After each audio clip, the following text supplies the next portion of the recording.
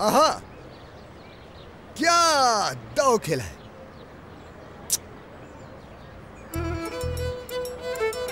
एक ही बार में करना हो गई।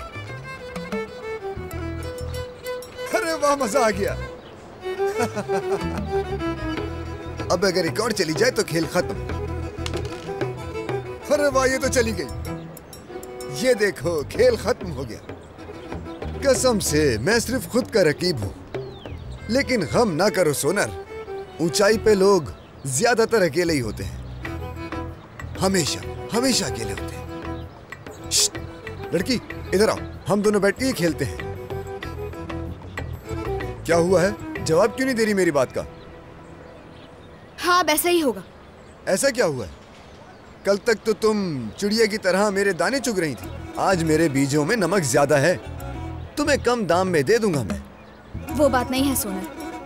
कल अम्मी ने मुझे और तुम्हें बात करते हुए देख लिया, मेरी खाल उधेड़ दी। क्यों किया उन्होंने ऐसा यार? बात करना कौन सा गुनाह है? तुम्हारे बाप का कत्ल थोड़ी किया है मैंने। वजह चाहे कोई भी हो, आज से मेरी और तुम्हारी बात खत्म। रात गई बात गई, जो कुछ हुआ उसे भूल जाओ।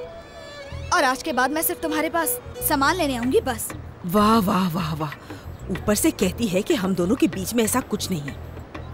थू, झूठे बाप की झूठी बेटी। और वो आटा, पनीर, हर रोज ली हुई तुम्हारी वो टॉफियां, उन टॉफियों का क्या होगा सोचो जरा। किसी और दुकान से ले लूंगी।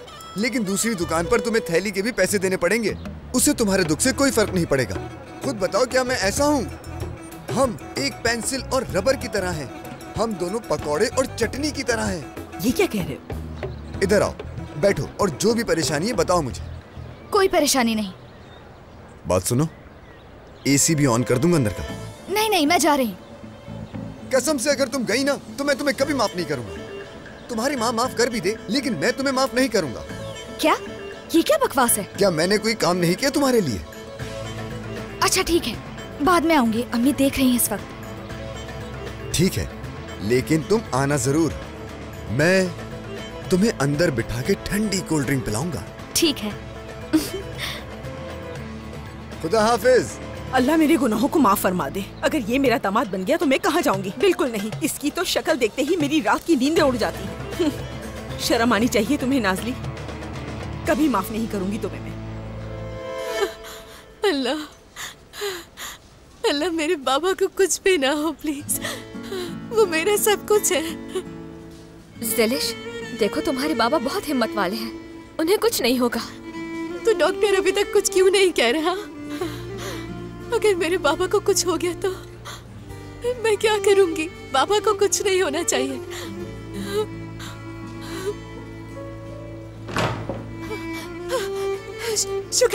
शुक्र है डॉक्टर साहब, मेरे बाबा ठीक है ना? मुझे बताएं प्लीज। परेशान मत हो, शाकिर साहब को बेहोशी का इंजेक्शन लगाया हुआ है, इसलिए वो सो रहे हैं। लेकिन मुझे ये तो बताएं, मेरे बाबा को हुआ क्या है? फालिज का अटैक हुआ है, लेकिन जान को कोई खतरा नहीं। लेकिन फालिज दिल के दौरे का इशारा कर रहा है। क्या कहा? दिल का दौरा? ज़ेलिश, यानी मेरे बाबा को अचानक दिल का दौरा कैसे पड़ सकता है? वो तो बिल्कुल ही ठीक थे ना, उनको हो क्या गया अचानक? आज सुबह बैठकर मुझसे बातें की उन्होंने बहुत सारी। ऐसी बीमारियां अचानक नहीं होती। पिछले दिनों तुम्हारे बाबा को किसी चीज की टेंशन या किसी भी किस्म का कोई दबाव तो नहीं था? हाँ बिल्कुल था, बिल्कुल था। अचानक एक मुसीबत हम सब पर आकर गिर गई थी।